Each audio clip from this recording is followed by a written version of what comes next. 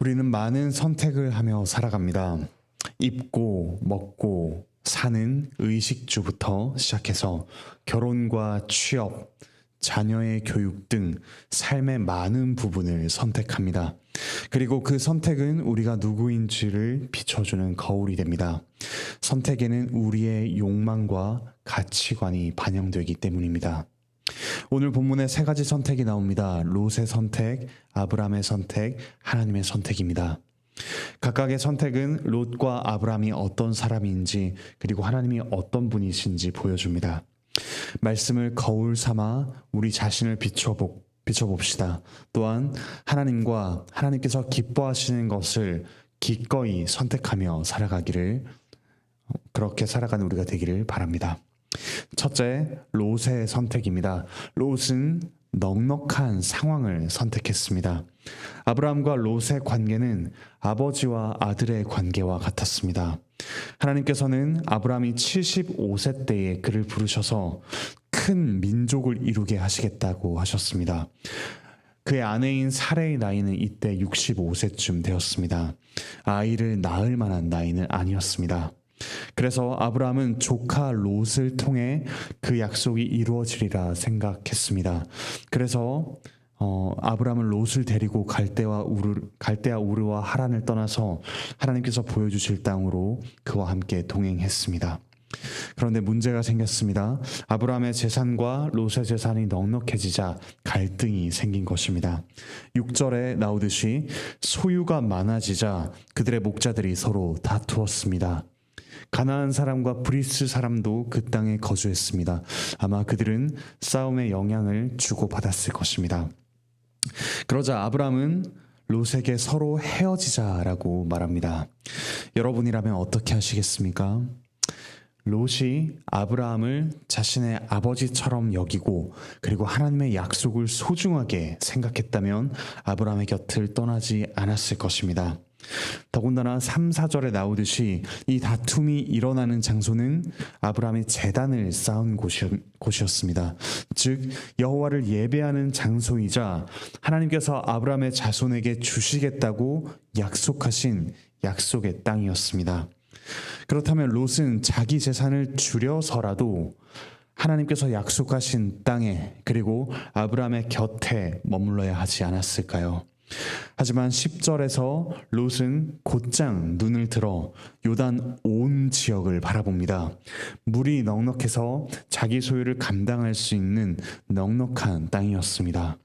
본문 바로 앞장 12장에서 아브라함 가족과 롯 일행은 끔찍한 일을 겪을 뻔했습니다.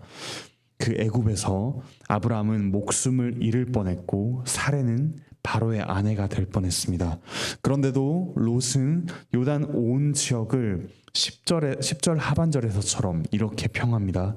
여호와의 동산 같고 애굽 땅과 같았더라. 죄악이 가득한 소돔과 고모라 그리고 애굽을 지상 낙원처럼 여겼습니다. 롯은 하나님과 그분의 약속보다 자신을 넉넉하게 해줄 상황에 더욱더 큰 관심을 가졌습니다. 여러분은 어떠십니까? 선택의 순간에 하나님과 그분의 약속을 바라보십니까? 아니면 여러분의 안전을 확보해 줄 수 있을 것만 같은 다른 무언가를 바라보십니까? 나를 인정해 주는 사람들, 직장에서의 인정, 자녀의 교육 등 하나님께서 주실 넉넉한 상황만을 바라보고 계시지는 않으신가요? 롯의 선택에 비추어 정직하게 우리의 선택을 돌아봅시다. 둘째, 아브라함의 선택입니다. 아브라함은 넉넉하신 하나님을 선택했습니다. 아브라함은 하나님의 말씀을 따라 고향과 친척과 아버지의 집을 떠나왔습니다. 하나님께서 보여주실 땅으로 가서 제단을 쌓고 하나님을 예배했습니다. 하지만 바로 그 뒤에 기근을 만나서 약속의 땅을 떠나 애굽으로 내려갔습니다. 지리적으로도 내려갔지만 그의 영적인 상태 역시 내려갔습니다. 애굽에서 아브라함은 그를 통해서 큰 민족을 이루고 모든 족속을 축복하겠다고 하신 그 하나님의 말씀을 신뢰하지 못했습니다. 아내 사레를 누이라고 속이면서 자기 목숨을 지키기에 급급했습니다. 하나님께서는 이토록 연약한 아브라함에게도 은혜를 베푸셔서 그를 보호하셨습니다. 아내 사레도 무사히 돌아오고 아브라함의 재산은 오히려 더 많아졌습니다. 하지만 바로 이 늘어난 재산 때문에 오늘 본문에서의 문제가 생겼습니다. 소유가 부족했던 그 기근이 원래는 문제였는데 이제는 소유가 넉넉해진 상황이 문제가 되었습니다. 이전과는 달리 아브라함은 하나님의 말씀을 신뢰합니다. 1절에서 아브라함은 네겝으로 올라갔다고 합니다. 지리적으로 뿐만 아니라 그의 영적인 상태 역시 올라갔음을 암시합니다. 다시 약속하신 땅으로 돌아와서 제단을 쌓고 하나님을 예배합니다. 롯과 갈등이 일어나자 기꺼이 선택권을 롯에게 넘겨주었습니다. 롯 역시 재산이 많았기에 아브라함의 안전을 확보해줄 든든한 아군이 될 수 있었습니다.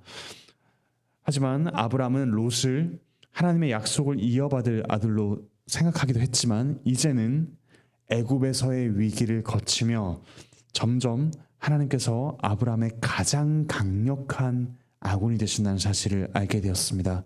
그리고 하나님께서 그분의 약속을 신실하게 이루어 가신다는 사실을 경험했습니다. 이제 아브라함은 기꺼이 롯을 떠나 보내면서 넉넉하신 하나님을 선택하게 되었습니다. 물론 나중에 가서도 아브라함은 애굽에서와 같은 실수를 반복합니다. 하지만 점점 하나님을 신뢰하며 넉넉한 상황보다 넉넉하신 하나님을 선택하는 믿음이 자라갑니다. 결국에는 하나님께서 약속하신 바로 그 아들 이삭마저도 하나님께 내어드릴 만큼 믿음이 자랐습니다. 사랑하는 형제자매 여러분, 우리의 연약함에도 불구하고 우리를 지키시고 돌보시는 그 하나님의 은혜를 경험하셨습니까? 그렇다면 그 하나님의 은혜를 이용하지 말고 그분을 신뢰합시다. 넉넉한 상황 대신 넉넉하신 하나님을 선택하십시오. 당장의 손해를 보는 것 같더라도 하나님의 약속과 은혜를 신뢰하고서 넉넉한 상황보다 넉넉하신 하나님을 선택하시기 바랍니다. 하나님의 은혜를 아직 경험하지 못하셨다면 하나님을 선택함으로써 그 은혜를 경험해 보시기 바랍니다. 끝까지 자신의 힘으로 자신의 안전과 행복을 꽉 쥐고자 한다면 우리의 연약함에도 불구하고 우리를 지키시고 돌보시는 그 하나님의 은혜를 경험하기가 어렵습니다. 물론 그럼에도 하나님께서는 우리에게 은혜를 베푸십니다. 하지만 우리는 점점 그 하나님의 은혜를 받는 자리로 나아가는 선택을 해나가는 그런 복된 인생을 살아가길 바랍니다. 마지막으로 하나님께서는 모든 것을 통해 선을 이루시기로 선택하십니다. 하나님께서는 이 욕망에서 비롯된 롯의 선택과 믿음에서 비롯된 아브라함의 선택 모두를 사용하셔서 선을 이루십니다. 롯과 아브라함은 각각 자기의 선택으로 각자의 길을 갔습니다. 물론 나중에도 아브라함은 전쟁 포로로 끌려간 롯을 구해내고 롯이 있던 소돔을 위해 하나님께 기도하기도 했습니다. 하지만 이후에 아브라함의 자손 이스라엘과 롯의 자손 모압과 암몬 족속은 원수가 됩니다. 서로를 저주하고 모압 자손 같은 경우는 이스라엘의 총회에 들어오지도 못했습니다. 아브라함과 롯은 훈훈하게 헤어지는 듯 했지만 그 자손들 때에는 민족과 민족이 다투고 원수가 되는 지경에 이르렀습니다. 그런데 하나님께서는 원수된 이들을 통해서도 선을 이루셨습니다. 아브라함의 먼 후손 나오미는 남편과 아들들을 잃고 텅 비어버렸습니다. 마치 기근을 만난 아브라함처럼 삶의 큰 위기에 처하고 소유의 빈곤함을 겪었습니다. 하지만 그의 며느리 롯의 자손 모압 여인 룻은 끝까지 나오미 곁에 머물렀습니다. 사회적으로 보호받기 힘든 과부들끼리 함께 살아간다면 위험과 고생이 뻔히 앞에 놓여 있습니다. 하지만 그럼에도 불구하고 룻은 끝까지 나오미 곁에 머물며 텅 빈 그의 삶을 채워줍니다.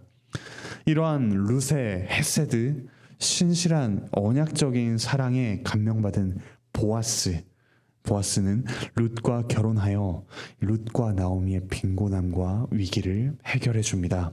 이 과정에서 하나님께서 개입하셔서 그들을 만나게 하시고 그들의 삶에 은혜를 내려주십니다.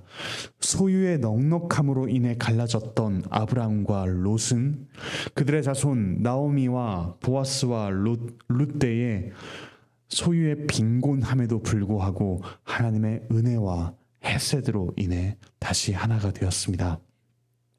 이 룻과 보아스의 자손 오벳이 태어났고 오벳의 자손 다윗은 빈곤했던 이스라엘을 넉넉하게 하는 왕이 되었습니다.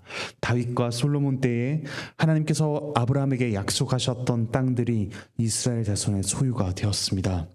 그리고 아브라함과 룻과 보아스와 다윗의 자손 예수 그리스도께서 이 땅에 오셨습니다.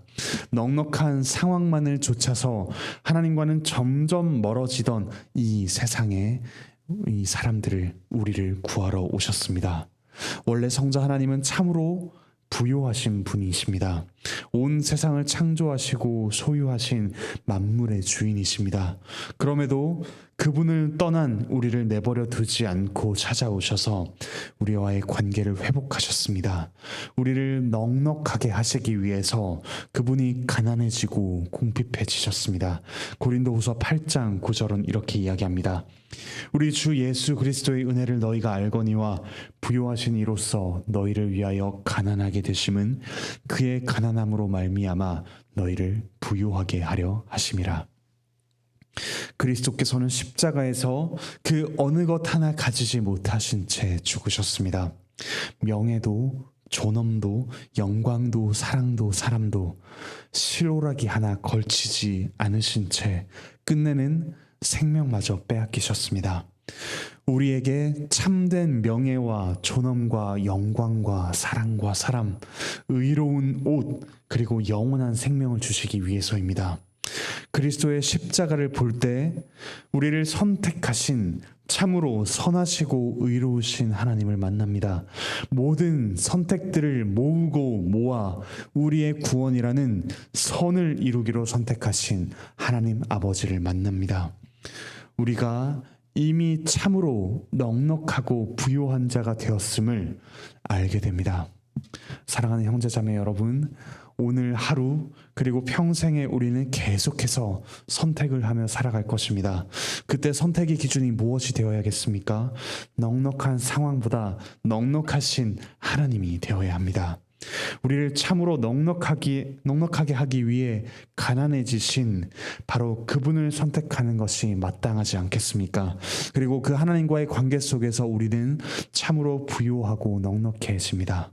이 땅에서 잠시 손해를 볼 수 있습니다. 빈곤한 상황에 처할 수 있습니다. 그럼에도 불구하고 믿음으로 넉넉하신 하나님을 선택하는 삶, 그 삶이야말로 참으로 부요한 삶입니다. 우리 함께 넉넉하신 하나님과 함께 넉넉한 삶, 그 영생을 살아가시길 바라고 축복합니다. 기도하시겠습니다. 하늘에 계신 우리 아버지 하나님, 하나님을 떠나 죄 가운데 뒹굴던 저희를 하나님께서 기꺼이 선택하여 주시니 참으로 감사드립니다. 이 땅에서 저희가 하나님을 따라 믿음으로 선택을 해나갈 때 때로는 손해를 보는 것 같고 때로는 궁핍에 처하는 것처럼 보일 때가 있습니다. 하지만 하나님께서 저희를 끝까지 지켜 보호하시며 넉넉한 하나님의 나라 그 영생으로 저희를 인도하시는 줄 믿습니다. 그와 같은 믿음으로 기꺼이 넉넉하신 하나님을 선택하게 하여 주시옵소서. 몸과 마음의 그 건강의 문제로 고통받는 이들이 있습니다. 주께서 속히 그 몸과 마음을 치유하여 주시고 그들과 함께 고통받는 가족들, 그들을 사랑하는 이들의 마음에 주께서 위로를 더하여 주시옵소서. 여러 가지 관계의 문제로 또 고통받는 이들이 있습니다. 자녀와의 문제, 부부간의 문제, 또 믿지 않는 가족과의 문제, 여러 가지 그 관계의 문제로 씨름하는 이들에게 화평케 하시는 주님의 은혜가 가득하게 하여 주시옵소서. 또 직장과 취업과 미래의 진로의 문제로 불안해하고 또 씨름하고 있는 이들이 있습니다. 주께서 하늘에 쌓은 상급으로 그들에게 소망을 더하여 주시고 그들의 삶을 주께서 인도하심을 굳게 믿고 나아가게 하여 주시옵소서. 오늘 하루 또 우리 평생에 저희를 선택하신 하나님을 선택하며 하나님의 인도하심 아래 그 은혜 아래 풍성한 삶을 누려갈 수 있도록 주께서 은혜를 더하여 주시옵소서. 감사드리며 예수 그리스도의 이름으로 기도드립니다. 아멘.